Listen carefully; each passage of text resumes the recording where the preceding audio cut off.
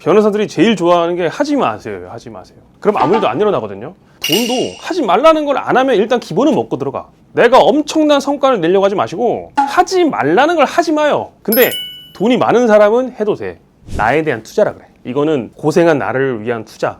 우리 고생한 우리 남자친구 여자친구를 위한 애인을 위한 선물. 투자랑 도파민을 좀 구별을 하셔야 돼요. 돈이 없는 건 이미 발생한 거고, 그럼 이 발생한 걸 어떻게 해결하겠냐는 거야. 이미 돈이 없잖아요, 그죠? 그 돈이 없으면 어떻게 해야 돼? 돈을 벌어야겠지. 근데 누가 몰라요, 그걸? 돈 벌면 되지. 너는 왜 가난하니? 돈이 없으니까 없지. 이유가 뭐가 있어, 사실. 해결책이 중요한 거야, 그런 말을 하려면. 내가 감히 이 유튜브에서 어마어마한 고수들이 있는데 뭐 종목 얘기를 한다든지 뭐 투자를 어떻게 하면 잘하는 이런 얘기하면 그거는 거짓말을 생각해요. 내가 그 정도 재산이 없어요. 다시 한번 얘기하자면 전 매우 가난합니다. 그렇기 때문에 저는 뭐 돈을 엄청 많이 버는 수단은 모르겠고 하지 말라는 것만 얘기할 수밖에 없어요. 변호사들이 제일 좋아하는 게 하지 마세요. 하지 마세요. 그럼 아무 일도 안 일어나거든요. 근데 그런 측면에서 돈도 하지 말라는 걸 안 하면 일단 기본은 먹고 들어가. 내가 엄청난 성과를 내려고 하지 마시고 하지 말라는 걸 하지 마요. 근데 돈이 많은 사람은 해도 돼. 그래서 제가 옛날에는 사회초년생 재테크의 기본이 1억을 모으기 전까지 뭘 해라 뭘 하지 마라 이거였어요. 근데 인플레이션 때문에 좀 올려야 될 것 같아. 나는 그래서 기준이 3억 원이에요. 3억 원 모으기 전까지 하지 말 거. 3억을 모으기 전까지 이거는 하지 마라. 본인이 3억이 넘게 있으면 여기 있는 거 다 해도 돼요. 범죄가 되지 않는 선에서. 근데 내가 가슴에 손을 얹고 순자산이 3억 원이 안 된다? 그러면 여기서 내가 나열하는 것들을 내가 많이 하고 있다 그러면 돈 벌 자격이 없는 거야. 내가 진짜 존경하는 그 형님이자 고객이신 분이 이런 말씀 하셨어요. 주제를 잘 알아야 되는 사람이. 근데 이게 얼핏 들으면 기분이 나쁘거든요. 근데 그걸 좀 고풍스럽게 바꿔보면 너 자신을 알라는 거야. 또 요즘 대세적인 단어로 표현하면 메타인지야. 그러니까 내가 내 수준을 알아야 되는 거예요. 내 자산과 내 소득에 맞는 소비를 하라는 거야. 그래서 소비에서 절대 하면 안 되는 것들 이제 나열을 할 건데, 일단 첫 번째 해외여행이에요. 해외여행. 진짜 엄청 많이 가실 거야. 이루 말할 수 없지. 모든 연휴, 뭐 추석, 설날, 뭐 여름 휴가, 겨울 휴가 다 어디로 가요? 해외로 가죠. 특히 내가 여기서 지적하고 싶은 게 뭐냐면 해외여행인데 그 중에서도 장거리. 그러니까 동북아를 벗어나면 안 돼. 아시아를 벗어나면 안 돼. 내가 진짜 양보할게요. 아시아권까진 가도 돼. 뭐 베트남, 필리핀, 태국, 일본, 중국까지 괜찮아. 그런데 비행기를 타고 6시간, 7시간이 넘어가는 지역을 내가 1년에 2번씩 다닌다? 가슴에 손을 얹고 생각을 해봐야 돼. 이게 내 주제에 맞는 건지. 비행기표가 내가 해외여행 자주 안 가서 나 잘 모르는데 일본 같은 경우에는 오사카, 삿포로, 도쿄 여러분들 좋아하는 데 있잖아요. 거기 왕복 티켓 하면 정말 저가항공 잘 잡으면 진짜 경우에 따라서 30도 잡고 뭐 더 언더도 많지. 30 전후야. 근데 내가 호주를 가고 싶다. 아니면 뭐 갑자기 뜬금없이 영적 체험을 위해서 인도를 가고 싶다. 미주권을 이번엔 휴가 때 가야겠다. 이런 거를 하면 기본 비용이 가보신 분들은 알 거야. 비행기 값만 일단 200 전후로 생각을 해야 돼. 경우에 따라서. 자, 200 전후에다가 날짜가 길어지죠. 장거리니까 여러분 하루 이틀 있다 올 거 아니잖아. 플러스 알파로 숙박비가 훨씬 더 많이 들어가. 거기서 잠만 자고 올 거 아니잖아요. 그러니까 단순하게 여행지가 멀어진 것만으로 여러분은 일본, 뭐 태국, 뭐 제가 아까 말한 동남아 이런 것보다 미주, 유럽권 먼 나라들 이런 거는 제곱으로 늘어난단 말이야. 왜 먹고 살기 힘들다고 하면서 명절만 되면 이 공항에 줄이 너무 많아요. 왜 그런 말 있잖아요. 이 조상 덕을 못 본 놈들만 이제 제사를 지내고 있고 조상 덕을 많이 본 사람들은 제사를 안 지내고 밖에 놀러 나간다. 근데 요즘엔 그런 구분도 없어. 다 나가요, 그냥 다. 그냥 신용카드로 있는 거 없는 거 다 연결해가지고 그 돈으로 해외여행을 나가는 거야. 이게 외화 유출범이에요, 내 생각에는.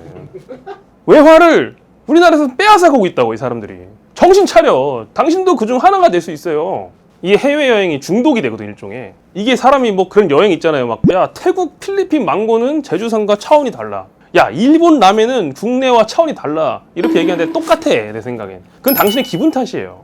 한 번 그걸 환상을 갖기 시작하고 한 번 거기에 꽂히면 계속 가. 맨날 태국, 필리핀, 유럽 가던 사람이 갑자기 국내 여행 다녀라. 갈 수 있어요? 국내도 아직 다 찍어보지 못했는데 일단 해외부터 나가는 거야. 내가 꼰대 같을 수는 있는데 금전을 모으는 기준에서는 이게 최악이다. 그래서 해외여행은 3억 언더까지는 비행시간 3시간을 초과하면 안 돼요. 비행시간 3시간을 넘어가면 가슴에 손을 얹고 나는 부자가 될 자격이 없다. 스스로 생각을 하시면 돼요. 자, 두 번째는 누구나 얘기하는 거야, 이것도. 명품이에요, 명품. 이 명품도 진짜 할 말이 많은데 저는 지금도 제가 걸치고 있는 모든 신체 착장 중에 해외 명품은 하나도 없어요. 저는 국산만 씁니다. 주로. 신발도 그렇고, 신발도 우리 금강제와 위아래 전부 다 우리 갤럭시 원단. 하여튼 저는 국산을 되게 선호하거든요. 근데 제가 뭐 나는 뭐 돈을 많이 버는데 국산을 쓴다 이게 아니고, 이 해외 명품이에요. 해외 명품. 이 해외 명품이 여러분들의 가격이 정상이라 생각해요. 제가 백화점 명품관에 가서 택을 볼 때마다 굉장히 머리가 아픕니다. 이게 과연 맞나? 구두 한 켤레에 300만 원, 가방 하나에 1000만 원, 이게 맞아요? 당신 월급은 얼만데? 내 나이 또래의 급여가 실수령의 기준으로 300에서 400이란 말이야. 그런데 300만 원, 400만 원 받는 사람이 백화점에 가가지고 그 쇼룸에서만 갑자기 세져요. 딱 그 앞에서 갑자기 들어간 순간 가오를 잡아요. 아, 이거 있어요? 저거 있어요? 그러면은 종업원이 얼마나 친절해요. 아, 예, 사장님 여기 이렇게 라인업 쭉 보시고 고르세요. 만져보고 걸쳐도 보고 다 했단 말이에요. 그러면 막 주머니에서 카드가 나와서 결제가 되는 거야. 막 거기서 딱 빠지면 가오가 죽으니까.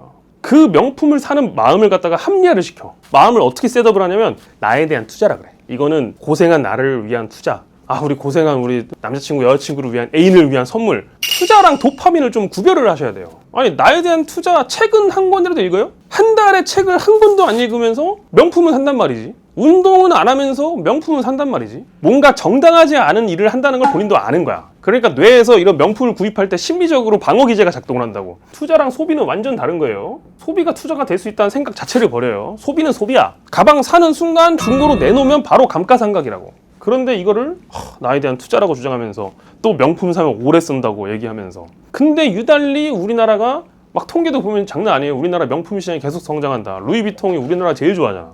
매년 그렇게 명품을 사재껴요. 과연 50대 이상 고령층이 사느냐? 전혀 아니에요. 20, 30대가 다 사고 있어. 신토부리 아니에요. 신토부리. 국산. 저렴하고 합리적인 가격에 좋은 퀄리티를 보장하는 그냥 그런 물건을 써도 전혀 문제 없고 아직 젊기 때문에 밝아요. 그래서 이 명품은 3억 원 언더부터는 금지다. 명심해야 돼요. 이거. 세 번째, 파인다이닝. 이거를 하기에 앞서서 제가 감히 대한민국 파인다이닝 시장을 욕하는 게 아닙니다. 저는 그런 얘기를 하는 게 아니고, 당연히 중요한 날, 기념일날 저도 파인다이닝 너무 좋아하고 맛있는 요리 문화를 선도하시는 외식업계 사장님들 대단히 존중합니다. 그런데 밥 먹듯이 파인다이닝을 추구하는 사람들이 있어. 이게 뭔 얘기냐면은, 그러니까 제가 말하는 파인다이닝의 범주에는 한 끼의 가격을 얘기하는 거예요. 한 끼의 가격. 여러분들이 밥을 먹잖아요. 그러면 한 끼에 소비하는 금액이 있을 거예요. 외식 금액이. 근데 사람들이 힘든 건 알아. 출근해서 일 많이 하고 뭐 공부 많이 하고 30대 인생이 쉽지가 않아. 그러니까 나의 또 보상 심리가 나와. 먹는 걸로 풀고 싶죠. 그러니까 예약을 해서 파인다이닝을 가. 근데 이것도 습관화되는 거야. 요즘에 너무 잘 돼 있어. 파인다이닝도 어플리케이션으로 다 예약이 돼. 그러니까 충동적으로 예약하기 너무 쉬운 거야. 그리고 이 데이트할 때도 파인다이닝이 너무 많이 가. 이거 다 버려놓은 거야. 근데 이 문화도 잘못됐다고 생각하는 거야. 나는 왜 남녀가 데이트를 할 때 자꾸 이 파인다이닝을 가야 되냐고, 좋은 데를 가야 되냐고. 이거는 잘못됐다는 거지. 문화 자체가 좀 바뀔 필요가 있다. 욕하는 게 아니라 너무 자주 간다는 거지.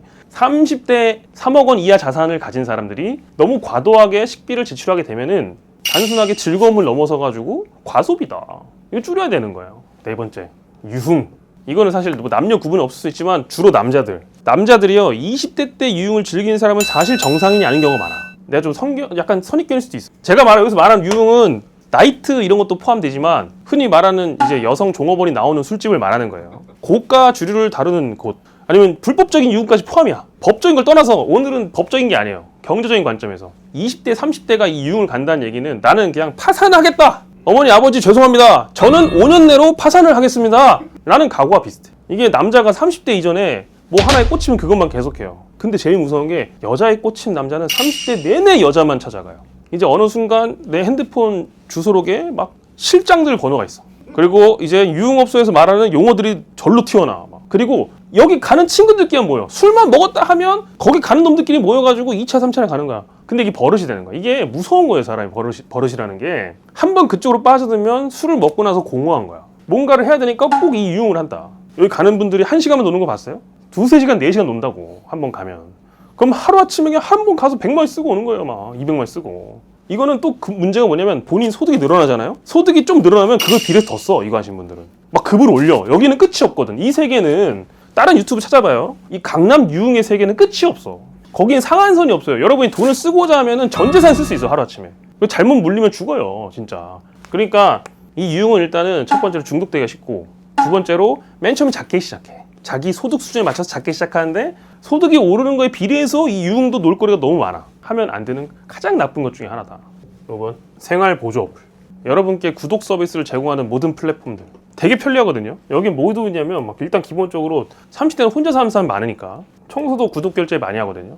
정기적으로 와가지고 청소를 해줘요. 그리고 빨래도 집에 세탁기 다 있잖아요. 근데 우리 또래들이 보면 세탁을 직접 하고 막 다림질하고 말리고 이런 걸 잘 안 하려고 그래. 대부분 그냥 세탁소에 다 주거나 아니면 어플리케이션으로 아예 배달까지 받아요. 그러니까 요즘 직접 세탁소 가는 사람도 많이 줄었어. 이 생활 보조 어플이 한두 개가 아니에요. 요즘에 엄청 많이 우후죽순 늘어나고 있거든요. 근데 이 생활 보조 어플에는 뭐 배달 음식도 들어가는 거야. 배달 음식. 나를 편리하게 만드는 모든 것들이 여러분을 사육하고 있는 거야. 없을 때 잘 살았어. 생각해봐요. 여러분들 어렸을 때 이거 했어요? 이거 전부 다 여러분이 직접 해야 되는 거예요. 원래는 다 할 수 있어. 이 모든 것들을 갖다가 남한테 시키는 거야. 근데 이게 진짜 무서운 점이 뭐냐면 가격차가 얼마 안 나.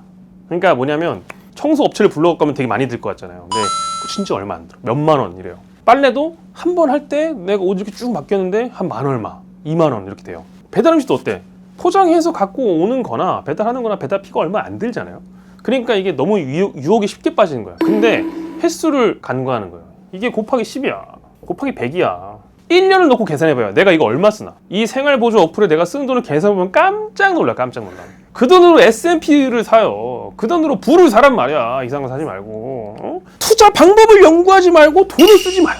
그거 모아가지고 잘 투자만 했으면 여러분들이 인생이 훨씬 핀다. 근데 이게 정신 차려보고 연말정산 할 때 연말정산 많이 나온다고 좋아할 게 아니야. 여러분을 다 써서 없앴거든. 그러니까 여러분들은 항상 이걸 주의해야 된다. 가랑비에 옷 전다는 얘기 하잖아요. 물론 어플리케이션 개발하고 영업하시는 분들 너무 존경하고 존중하는데 내가 자산이 아직 확보되지 않은 상태에서 이런 것들 너무 만연하게 하면은 100% 지갑이 얇아질 수밖에 없다는 거예요. 그래서 오늘은 제가 돈을 뭐 어떻게 많이 버는 법은 제가 차마 말을 못하겠어. 그거는 변호사 영역이 아니에요. 다만 뭘 하지 말아라. 이걸 하면 가난해진다라는 건 얘기를 좀 해봤어. 근데 공감하신 분도 있을 것이고 공감 못하는 분도 있을 거예요. 근데 전반적으로 저는 돈을 버는 거는 아끼는 게 첫 번째로 생각하거든요. 두 번째 돈을 그 다음에 더 많이 벌고 투자를 하는 거는 각자 약간은 운도 있어야 되고 뭐 전문가의 조력도 필요할 거예요. 근데 어차피 없으면 안 돼. 돈이 없으면 가능성이 제로야. 근데 대부분이 제로야, 가능성이. 왜냐면 시드가 없거든. 그러니까 기본적인 최소한의 돈을 모으기 위해서 우리가 해야 될 건 뭐다? 절약이라는 거죠. 근데 너무 과도한 절약도 아니야. 사치를 하지 말자. 주제를 알자. 내 자신을 알자. 뭐 그런 이야기입니다. 변호사님 혹시 투자 같은 거 하실 때 가장 많이 투자 이게 들어가 있는 분야가 어디세요? 현재 기준으로요? 네. 투자 포트폴리오. 저는 부동산과 코인을 가장 많이 합니다. 주식은 많이 안 하나요? 주식은 했다 안 했다 해요. 주식을 좀 왔다 갔다 하는 편이고 주식도 장기적으로 보면 수익률이 좋지만 너무 위험하니까. 근데 비트코인은 오히려 장기적으로 안전한 거 아닌가? 뭐 그런 생각합니다.